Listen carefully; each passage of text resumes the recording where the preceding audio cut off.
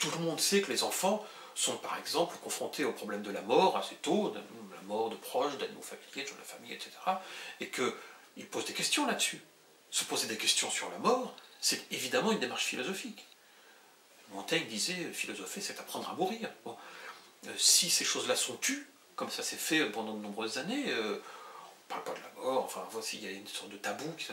Alors là, effectivement, on tue le philosophe dans l'œuf, mais on ne lui rend pas service. Enfin, on ne rend pas service aux enfants auxquels qu'on considère de cette façon-là, en leur disant c'est pas pour toi, ou en faisant la sourde oreille, ou tu verras ça plus tard, quand on a 18 ans, je ne sais quoi. Enfin, bon, à partir du moment où effectivement ces grands problèmes existentiels, les enfants en sont conscients, les expriment, si on les laisse le faire, alors effectivement les enfants sont philosophes.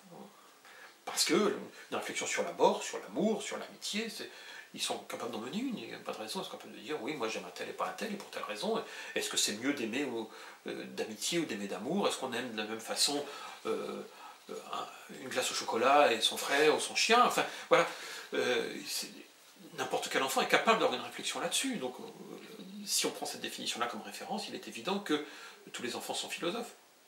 Et nous, c'est une posture qu'on a, c'est-à-dire que Michel Onfray et d'autres estiment que tous les enfants naissent philosophes, mais que ceux qu'on ne considère pas comme tels, eh bien, on tue chez eux le philosophe, on le tue dans l'œuf.